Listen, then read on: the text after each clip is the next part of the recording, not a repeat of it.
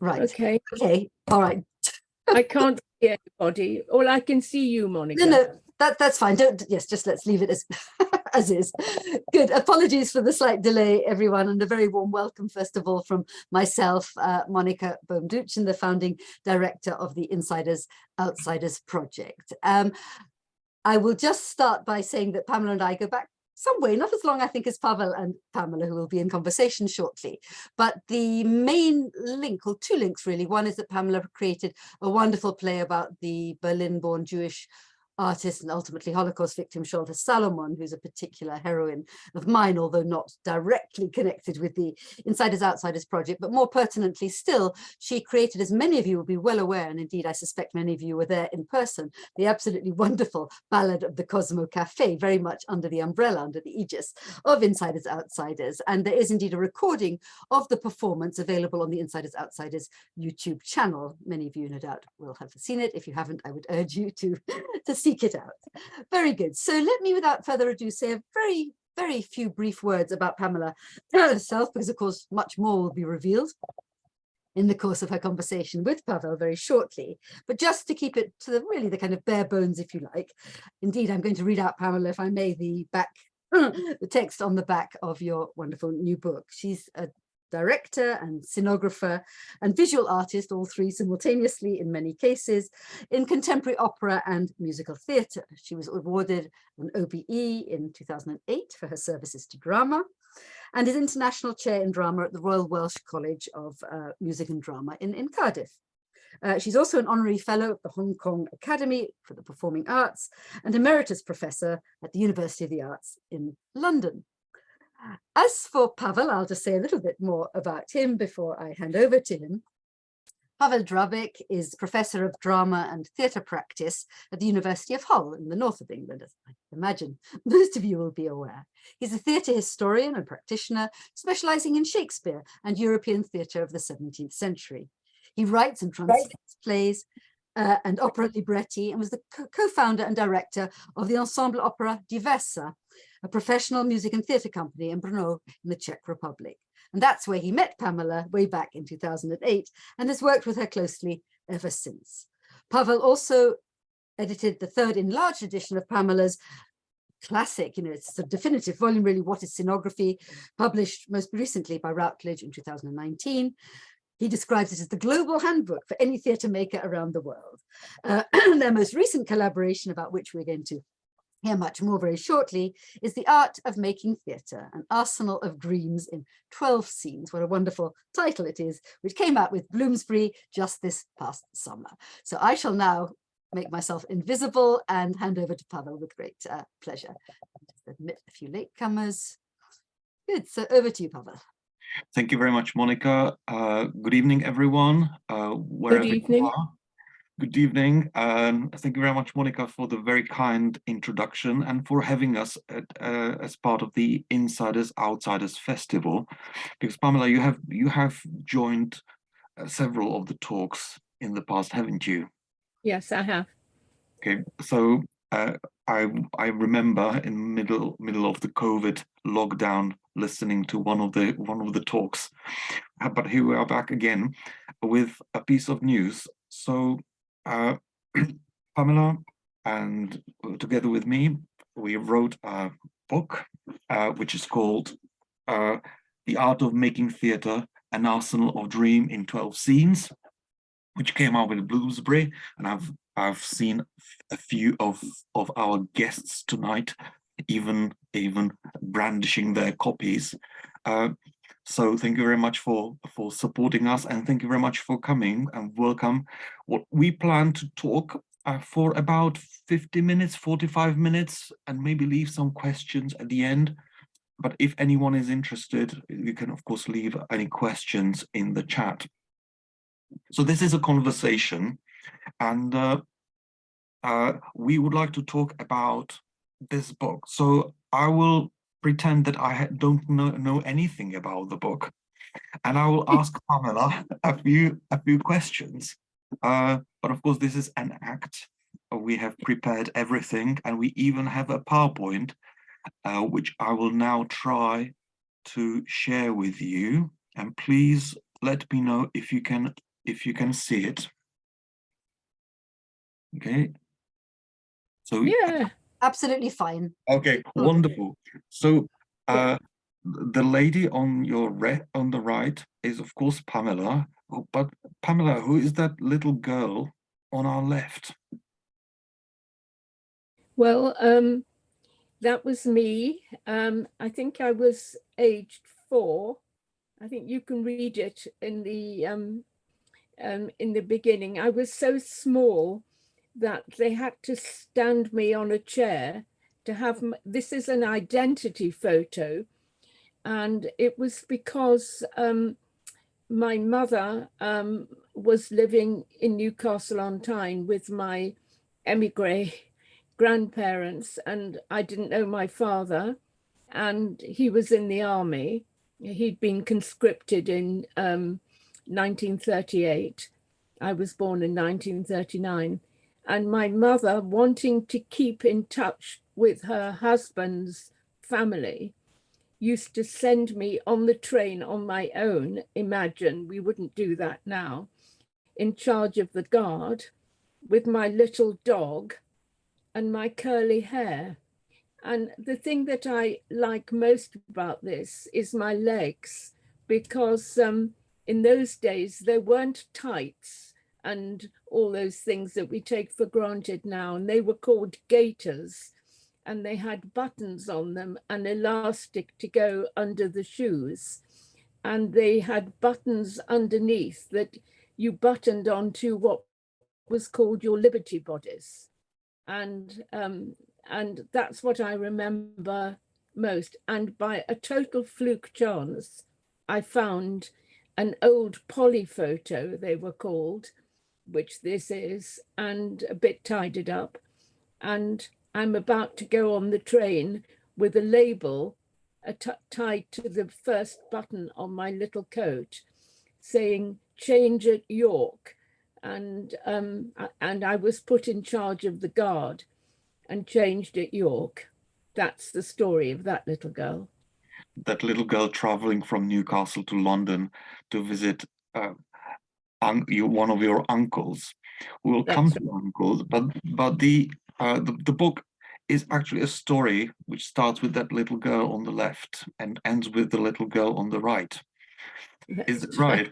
And the life in between is full of dreams. So tell me, why did we decide to call the book An Arsenal of Dreams in 12 Scenes?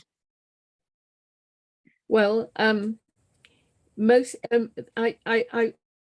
would like to say absolutely that each chapter started with a drawing. So it wasn't that it started with writing, it started with a drawing because it's meant to be a graphic memoir. That's what I was asked to do. And so in no particular order, it's, in no particular order, that's what happened. But I want to say that in my teaching, I'm always saying to people, you've got to have a store or an arsenal of dreams, because one day somebody might say, is there something that you really want to do? And if you just go, well, can I ring you back in 2 weeks' time and I'll think about it? Can I just say you've lost it? So I've got a store, and I'm going to be 84 soon, and I've still got a store. I think the store is going to outlive me. I don't know if John Faulkner's listening, but he'll know what I mean. So we spoke a lot about dreams that were growing with you, that were coming about, whether dreams fulfilled or dreams abandoned. But there, one of the themes that cuts through the book is the opportunities, windows of opportunities that open themselves. That out of a sudden, someone does ring you up and say, "Would you have any project?" So I know that one of those dreams is probably this book itself. So how did that come about? Pavel, I have absolutely no idea how it came about, except for the fact that I have a friend who lives near me who does my website, and the head of Bloomsbury, who we now know, had been looking at my website because they needed to have an artist in their imprint, The Art of Making Theatre. And he'd been looking at my website and called my agent, found my number, and the rest is history. So it's also chance, but chance is what we all live with, isn't it? And we've got to know how to make the most of chance if it comes. Yeah.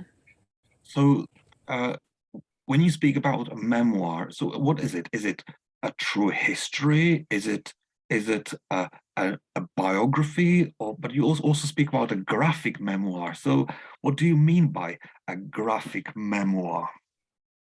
Is it a story about you meeting all the great and the good? No, not really. But I think that I think a graphic memoir is really about drawings or images. In fact, they rather disappointingly originally told me that I couldn't have any color in the book. But if I did have color, if I did the cover, then I could have color on the cover. And that's hard for me because color is one of the, if you've ever been in my house, which you have, my house is full of color. My life is full of color. And so it was quite hard for me to come to that. But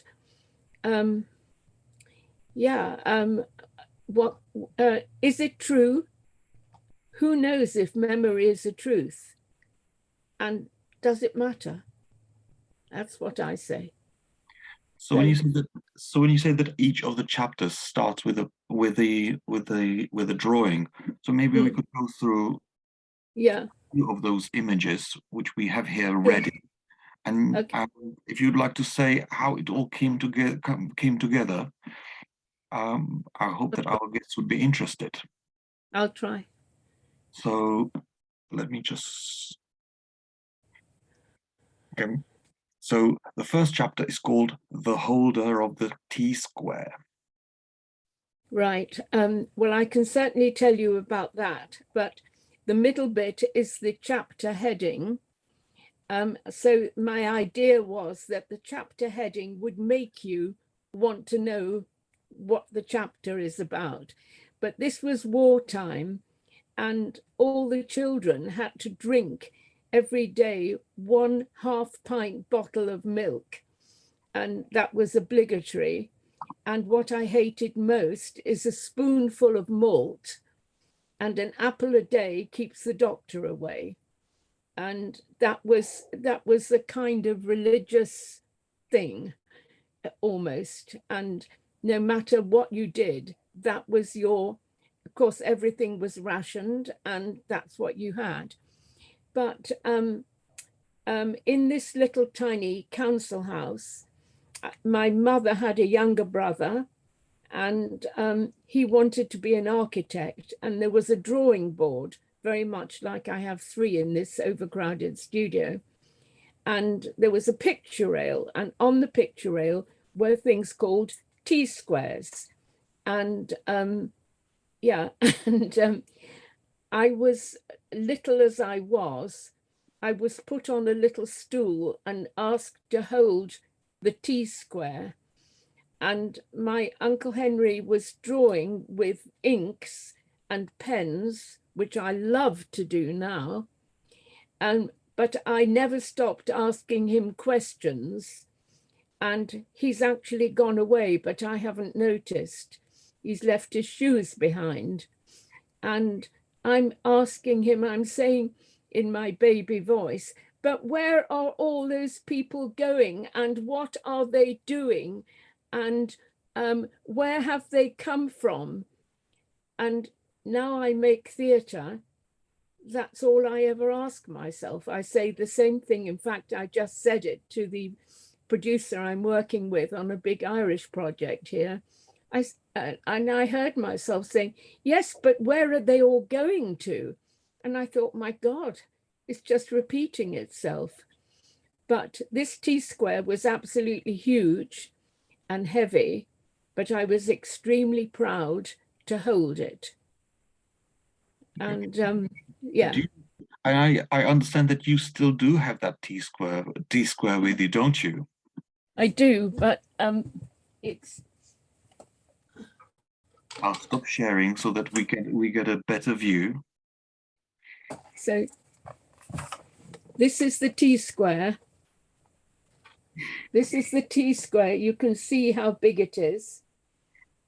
And it goes up, oops, up and up and up and up and up and up and up and up.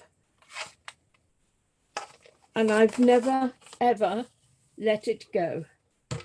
So is this the actual T-square that you drew? Yeah. On this picture. On the drawing.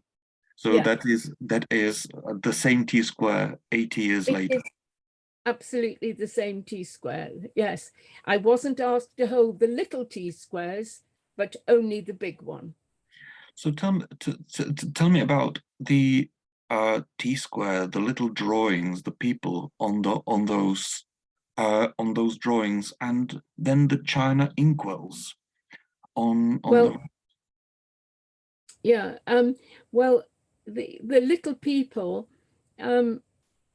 My uncle was interested in buildings like hospitals or public squares. That's what he wanted to do, and in fact, in his life, later did do that.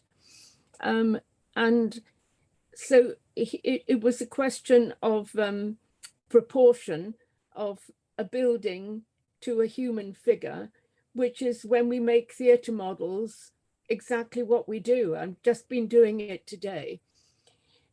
Looking at the China inkwells, this is something slightly different because it was the first time I ever went to China and with an interpreter, and I was offered to go to meet an elderly monk who was going to show me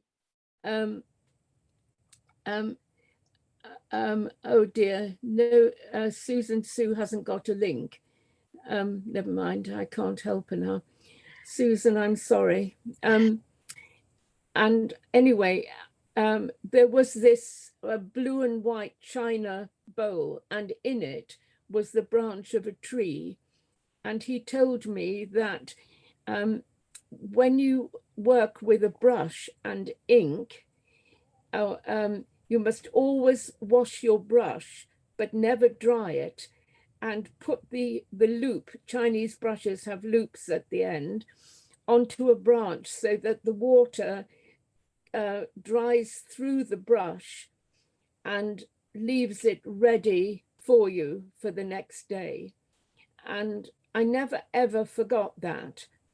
And the China inkwells are what we used to have in my little primary school, on the right-hand side of every desk, and there would be an ink monitor with a jug of black ink who would fill your inkwell up every morning. And that was so that it was on the right-hand side, so you couldn't be left-handed, was considered to be wrong, just simply wrong, to be left-handed.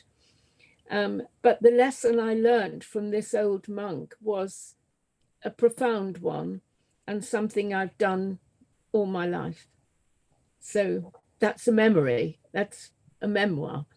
Yeah. So, and of course, it's a story of your life, which is a story of a life of drawing, of making theatre from those tiny questions about where do people go, and using the materials, the brushes and the tools of drawing. Shall we move to the next chapter? Okay. Okay. So it's not only drawing, but it's very much a music. And Oh, from what I know, oh, it's uh, gone. is it what is gone? No, it's come back. Okay. Okay. So Yeah. the Uh, so tell us yeah. about the importance of music in your Yeah. theater making and in your work, because it Yeah. was an opera on which we met, and you have worked with Yeah. opera ever since. Yeah. Yeah. So this is just post-war, just post Second World War, when my father had come back from the army, and we'd been offered a house, or he'd been offered a house in the outskirts of Birmingham. They were called homes for heroes, and they were always in places that no one else wanted to live. And the soldiers got £25 and a demob suit so that they could go for interviews. But with the £25, he bought me a piano. And I was extremely excited because I thought, with a piano, I could be a famous pianist, I thought. And I had a horrible teacher, and she was called Miss Handel. What a terrible name. And she used to, in that hand, which I haven't drawn deliberately because I thought she might, if she was still alive, she's not, be had up for child abuse. But she used to hit me on the hand with a ruler and shout, "I want more staccato." And I was frightened of her. But there you are, the music dream. I'm dreaming with my 3/4 length socks there. I notice, I've forgotten that. I'm dreaming I'm learning my scales and dreaming about a world of music that wasn't in my house at all. So what Yeah. happened? How come that you didn't become a world famous pianist? Because a later teacher that I had, who was absolutely wonderful, sent me to a physiotherapist to look at my hands. You can't see them, but they're full of arthritis. That physiotherapist said my little fingers would never be strong enough to sustain a career. So I cried, and then I said, okay, then I'll become an artist. But you have never abandoned music, have you? No, it's So central, absolutely central to my life. And I'm so happy now that I can bring music and art together in the same way that I can bring all those little people together and think where they're going to and where they're coming from. So that's the journey I've been on, and probably I'm still on. So Yes. it is interesting because theatre makers often work in a special department. So they are either costume designers, or they are set designers, or they are composers, or they are directors.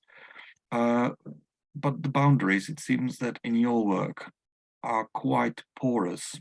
The borders are quite porous there. So tell us about the importance of crossing those borders and going from one field or creative art form to another. I mean, I love painting. I make a lot of very big paintings, and that's a different thing. Sometimes I get very agitated and then I have to make a painting. But the interdisciplinary nature of my work, and now we don't say set design anymore, we say performance design, don't we? Yes. And I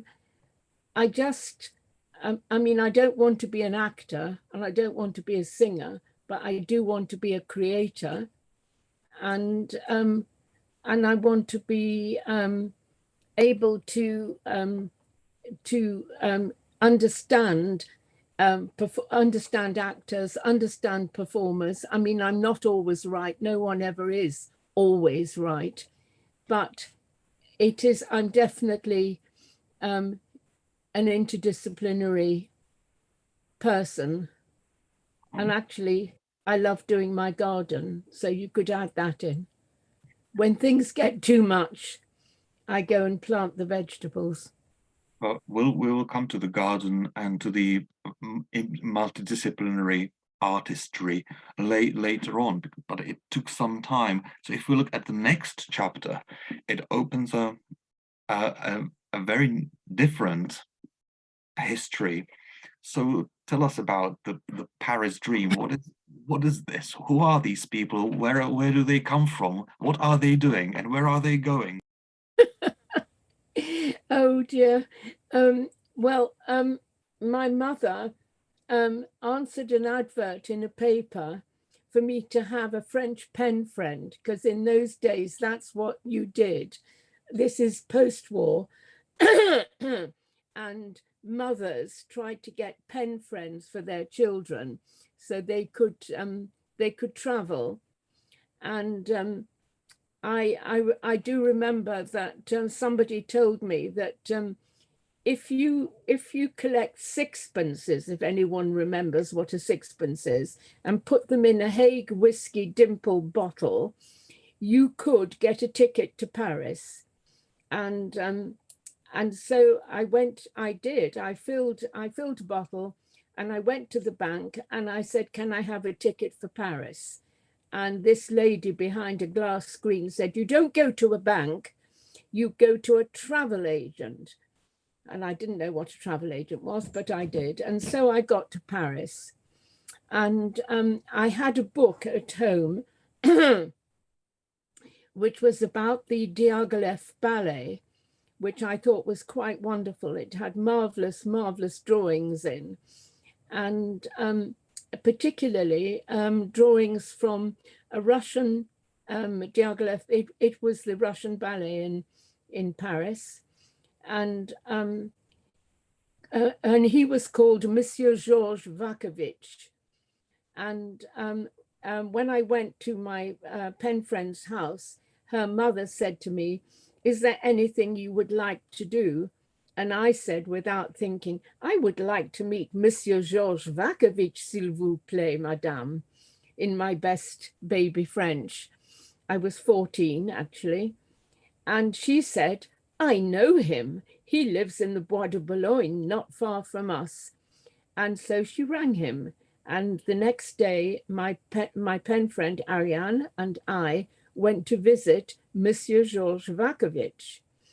And he said to me the following, which I still do: never go out without a sketchbook in your pocket or your bag and a pencil, because you might see a character that you want to remember and you'll have to draw it.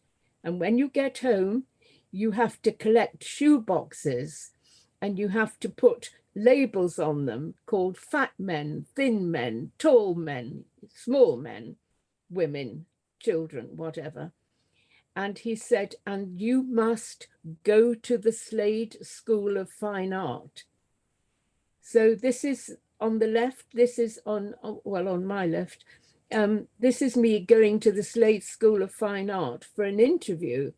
And actually you can see the railings and the studios where the 6 theatre design students were are right down in the basement where there was no light at all. I mean, imagine.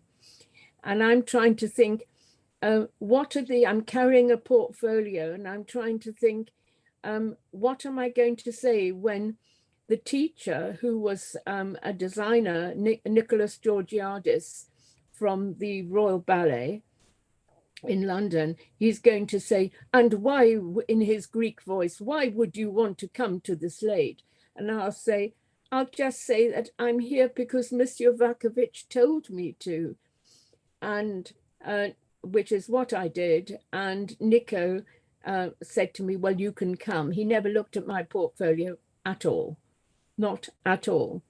But following, when I left the Slade, well, when I went to the Slade, I beg your pardon, which was in London, I used to walk all the way down from my student flat in Cricklewood, all the way to Swiss Cottage, because I was too frightened to go on the tube. I didn't know you could go on the tube.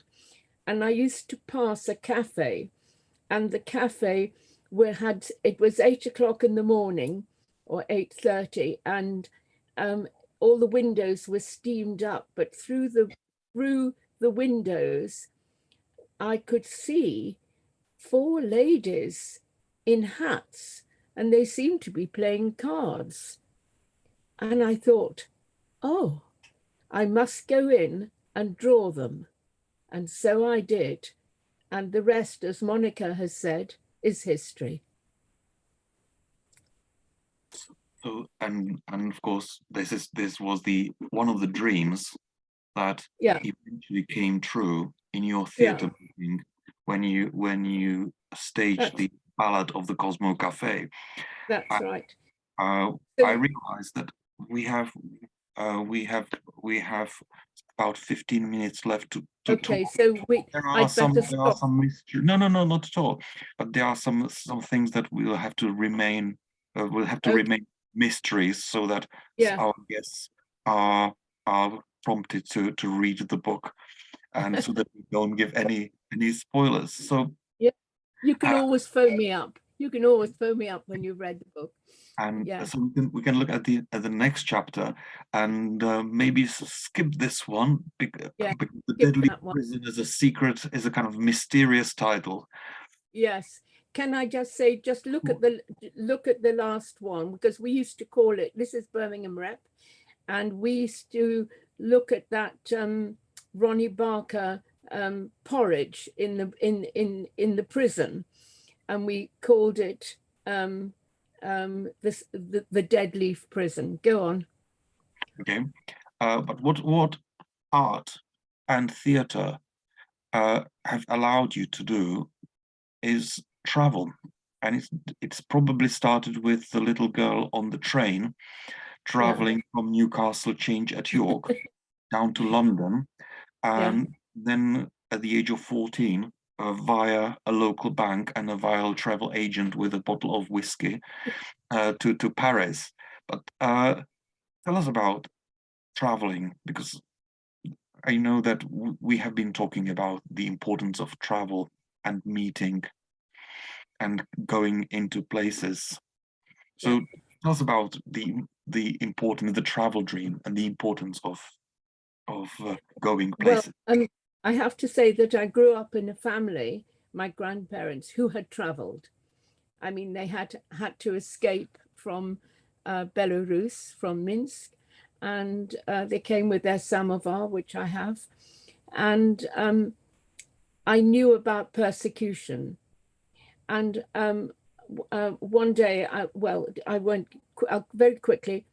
I was in Poland. I got a bursary to travel to Poland, and I met a man. There he is, and he was the great Adam Kilian, and he spoke very, very good English.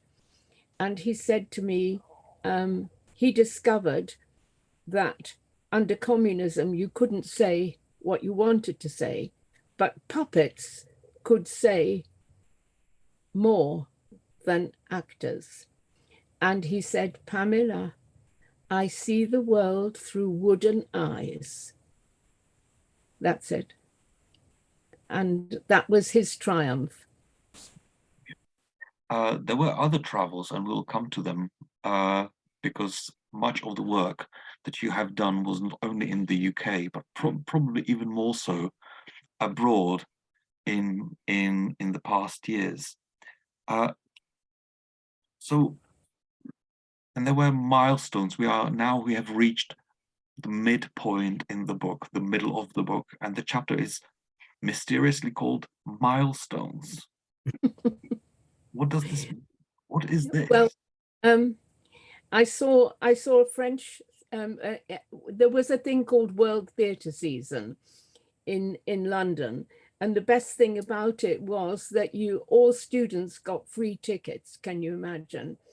And I saw a production that was done from the Théâtre National Populaire, which was just starting in Lyon, and it was run by a wonderful director who changed.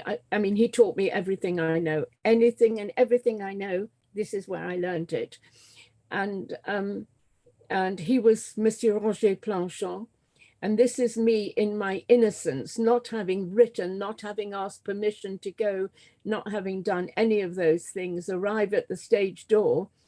And I'm saying to this horrible man, "Je veux voir Monsieur Planchon." And he's shouting at me and saying, "Mais non, you can't. He's in rehearsal." And this is one of the actors that I got to know very well, who's come out to tell us to be quiet. And I didn't know the procedures of anything. I didn't know that you're supposed to write and get an appointment and a time. I just got on a train.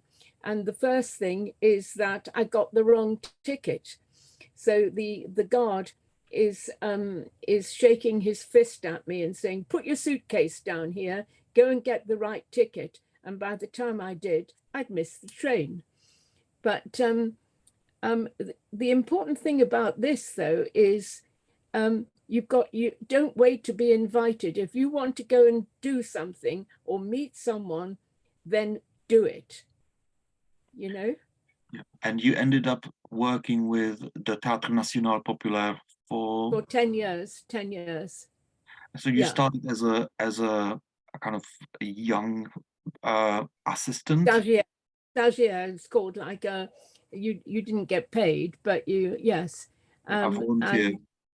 Yes, and and I ended up as assistante à la mise en scène, which is the production, and that's where I thought, oh, I could be a director, and Roger said to me when I showed him an idea that I had or a drawing, he said to me, "Those wonderful words, I've got them written up in my studio actually."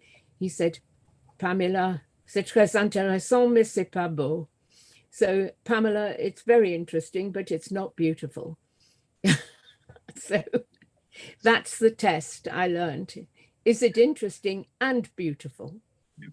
So in this book, it is not only a story of your life, but it's also a story of any artist's life, how they find the beauty, how they fall in love with the materials, with the creativity itself. So would you like to say something about that milestone of well, I think we're running out of time, but I will just say that one of the important things, and I often discuss this with students too, is it isn't just a matter of doing a drawing. It's when you do something, what is the critical debate that you have between yourself and what you have just done? And I've just had at this very day a big critical debate with the production that I'm working on about the Irish writer Brendan Behan, and I did something and I thought it's not right. Then those figures are not in the right place, and I just have had to redo it. So. But it's not about right or wrong, but it's about your critical faculty. Is it in the right place? Is the color in the right place? Does it tell the story? What is it? Yeah. So thank you. We can move on. We'll probably skip chapter 7, but let's look very briefly at chapter 8, which is called Locked Doors and Hidden Secrets, which is also very much about traveling, but it's about the power of art to overcome walls and overcome boundaries, and with a view to the festival that we are participating in, insiders, outsiders. I think the story of art in defiance of tyranny, in that allows to cross borders and pass through locked doors. Would you like to say something about? Well, I never ever in my whole entire life, oh God, wanted, wait a minute, I never ever wanted to do The Merchant of Venice, ever. And the late and great Jocelyn Herbert, designer, was asked to do a production at the Chichester Festival Theatre, and she pretended that she couldn't do it because she wanted me to do it. And so I did. And it was fortunate that Alec Guinness, who just I think become a Catholic, was going to play Shylock, and I learned from him more than I probably learned from anybody.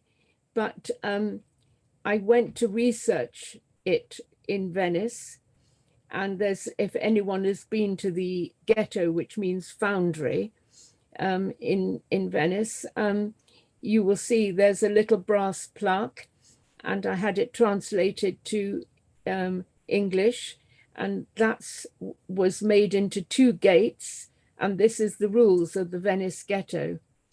And these walls will be gated and locked at dusk each night. I don't think I can say more. And inside to the next is a place where the locked gates of the Vilna ghetto.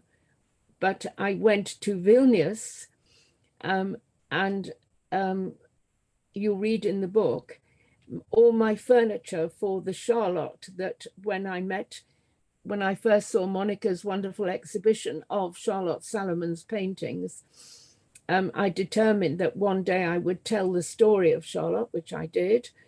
And I had all her furniture made from wood in the forest of the people who were 22 people who escaped from the Vilna ghetto. So I very much believe in unlocking locked doors.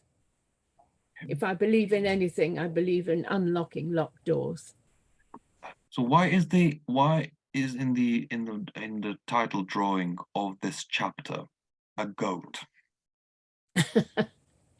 Well, that goat, I was taken I was in Israel, and I was taken to outside Haifa to the monastery at Mount Carmel.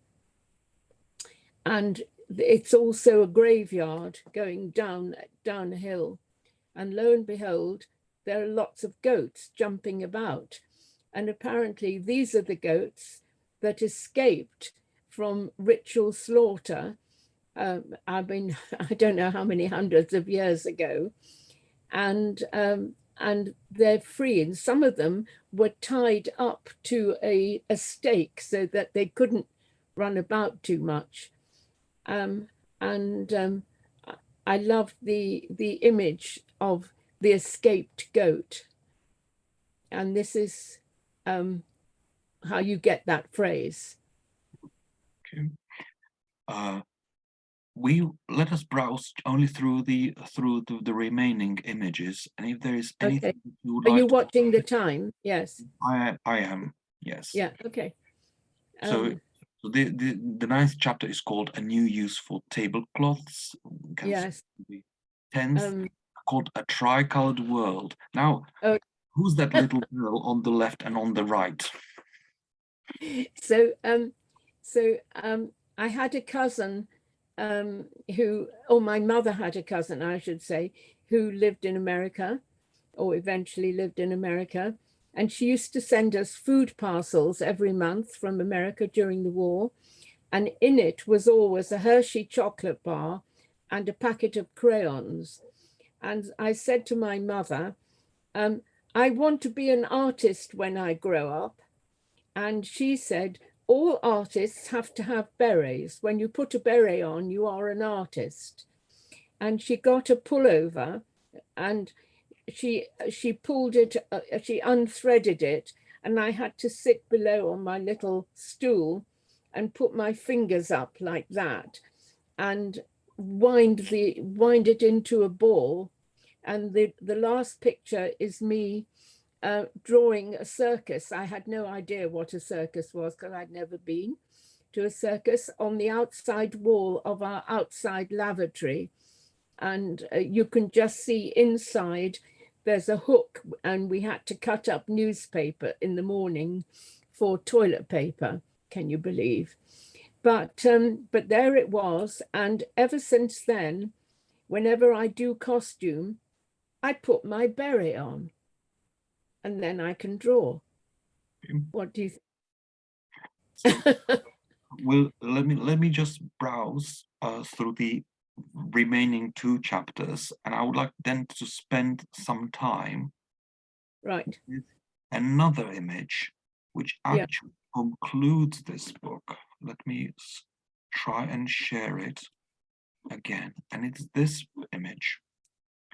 So could you tell us about this, because all right, readers will be able to find this image at just before the index, but of course in black and white. But what are these? well, by a strange coincidence, this is when I nearly finished the book, and I just wanted to make a big painting. That's all I wanted to do. And I found these old photographs of my mother's grandparents, and yeah, and I had them copied onto acetate so that they would look a bit ghostly, and and then I made a collage of all the pictures that you've seen in color for as much as I could. So here you can see my family tree. It's a way of doing a family tree, and I think it's quite funny. So it's got, this is not all, but a lot of the pictures. And I just want to say one thing. This little girl here, holding up her Hershey's chocolate bar. This is when my mother's cousin Jackie opened the box that came from the USA, and there was a dress made of paper. And she said, "Look," to my grandmother, look, Mama, it's made of paper." And my grandmother, just as she said about everything, "You can't wear that." And my mother never did wear that. But when I did our production of Charlotte, I remembered the paper dress. And when Charlotte goes finally to Villefranche-sur-Mer, I needed something summary, but of the period, 1943 this was. And I found it. And I was in Prague, and it was on a huge poster on the wall of Malostranska station, and also on the tram going to the opera house. I can't tell you what it felt like looking at the paper dress. Huge poster on a wall. But there you are, and I've still got it. And it's that's something that I have noticed and I've loved about your work, that you are taking items from your life and turning them into theatre. So all the characters that we have in this family tree are also characters in a play of one kind or another. Just to end on a note, there is one person who's not in the family, And it's this And yes, at and the bottom corner. that's Alec Guinness, and he's looking out, and he's saying to me, not Shakespeare, when we did the production at Chichester Festival Theatre, he said to me one day, "What was this all about?" Question mark. Yeah. And on that note, I would like to stop sharing and open the floor to any questions that our guests may like. Or Monica, if we can bring you back. I ought to give priority to anybody else in the audience who's burning to say something. Now's your chance. I think, if you'd like to simply raise your hand or indeed just unmute yourself and start talking, you're very welcome to do so. Or if you're feeling shy, then by all means type in a question or comment into the chat and I can read it out. Or if someone is puzzled by what they heard. There are many gaps, much more that could be said. I'm just looking. Yes, Jackie? Pamela, I don't think I've seen you for about 64 years. Oh, wow. I used to come to your sister's birthday parties in Birmingham. Oh my goodness. Yeah, I was Jackie Samuels, and I think you were friendly with my cousin. I've forgotten her Bloom. I've forgotten her first name, the scientist. But Oh yeah. yes. Anyway, thank you. It's absolutely fantastic. Thank you. Well, thank you. Gosh. Well, this is what Zooming can do, I suppose. Yeah. Indeed, how wonderful. Well, how lovely. Thank you so much. That's wonderful. That's the power of art. Anybody else? Perhaps I can just step in with a very, very sort of specific question, actually, something I've never heard you say before. You mentioned that you had you were absolutely determined never to do The Merchant of Venice. And the obvious question then is, why? I mean, you did in the end, but why were you so resistant to the idea? I knew that in the 18th and 19th century, Shylock was always had a red wig and was portrayed as a comedy character. And I mean, I didn't think for a minute we would do that, but I just thought, I don't want to do this, but I did. And sometimes I learn more from not wanting to do it than wanting to do it. Does that make any sense to you, Monica? I think it does. And maybe I can, on the back of that very specific question, ask you a much bigger and probably very difficult to answer question. You talked, and I love that expression you use, yes, your sort of, the underlying principle of your life is perhaps the unlocking of locked doors. And I wonder, also you've always, in the many conversations we've had over some years now, you've obviously very closely identified with the concept of being both an insider and outsider simultaneously. You're not, you did yourself experience Nazi persecution, you're not the child of parents who did. Nevertheless, in the broadest possible sense, you identify with that premise. And I just wondered, whether you might like to say a few words about what it has meant to you over your rich and varied career, about being both Jewish and a woman at the same time. Big question, silly question. Yeah. I'm not sure.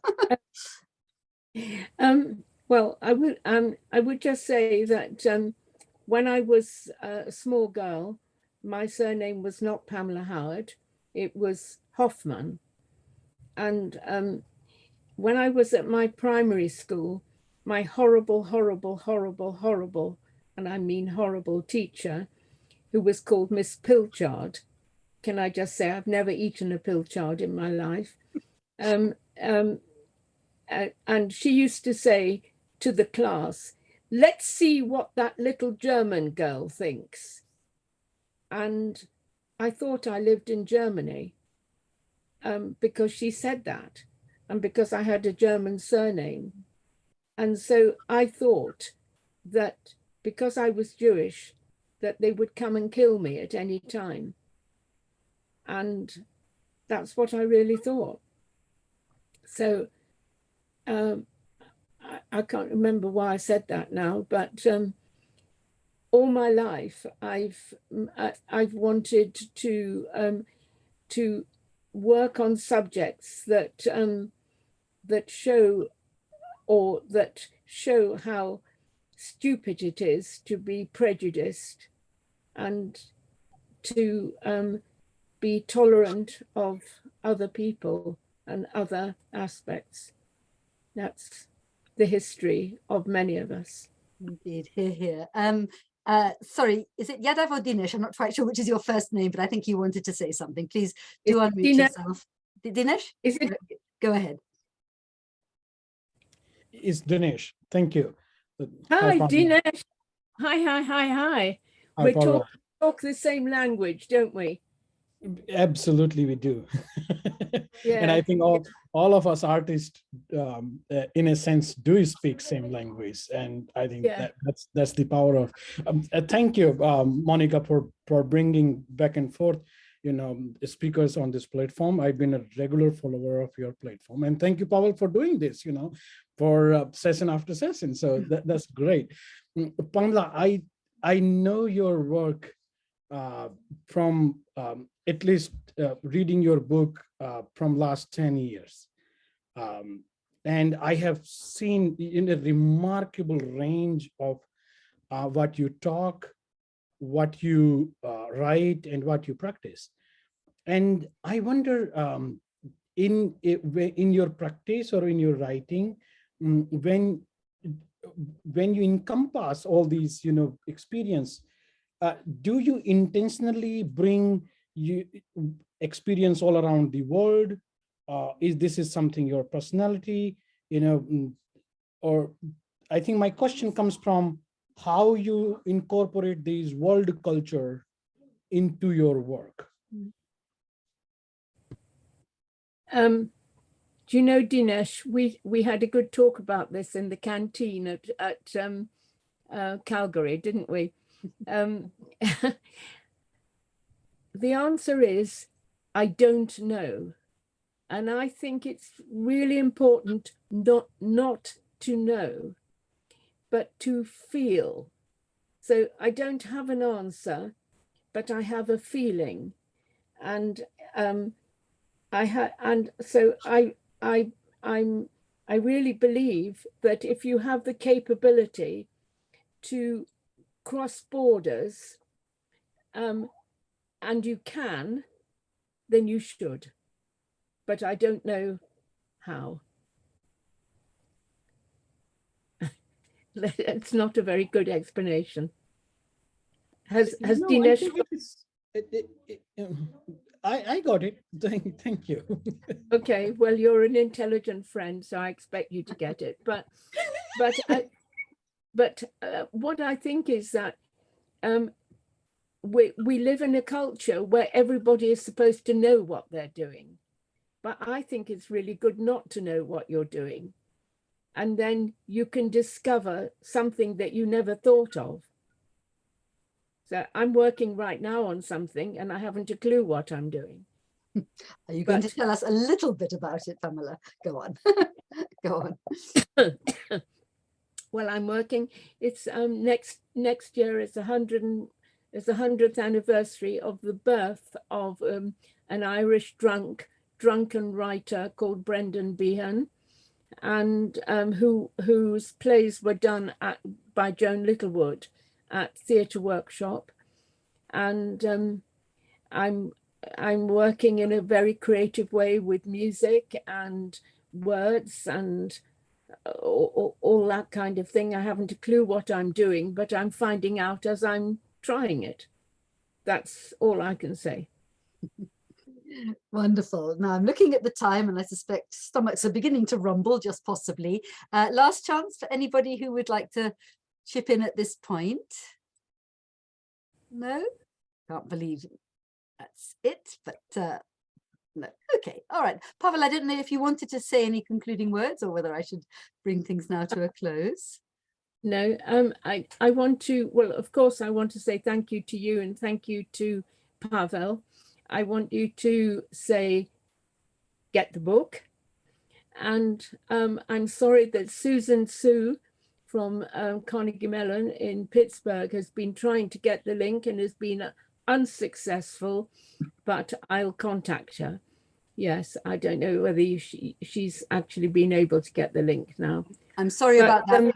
Rest assured, Pamela, you can tell anybody who wasn't able to make it, the recording will be up on the Insiders Outsiders YouTube channel for posterity certainly within a week, if not sooner. Okay. So that'll be Thank an you. opportunity for people to either revisit it or to listen for the very first time. Lovely. So Well, thank you very much for including me, and yeah, and long may we continue. And Monica, I just want to say that Insiders Outsiders has been the most valuable thing. It's everything that I stand for is with Insiders Outsiders. I'm truly touched to hear that, and yes, thank you so much. And for those of you who don't know about the festival, its sort of primary remit is to celebrate and indeed analyze in more nuanced ways the immensely diverse and rich contribution of refugees from Nazism to British culture, but it's actually in a way spawned other projects. It's very much ongoing, mostly in the form of online events like this. It was originally a face-to-face festival that lasted from, what was it, March 2019 to March 2020, but it now embraces second generation artists or family members who are engaging with their troubled and important, sort of complex family histories. And indeed, we've had many events that have actually been not specifically about refugees from Nazism, but actually a celebration of what refugees have done and continue to do to enrich the culture of their adopted country. So on that positive note, I will bid you all farewell. Pavel, that was lovely, such a nice interchange, really delightful. I'm sure everybody will agree. Pamela, as ever, thanks ever so much for your support and enthusiasm, and read the book, everyone. It's wonderful. Thank you very much, and a very good night. Bye. Good night. Good night, and thank you. A great time, Pamela. Thank you. Good night. Good night, everyone.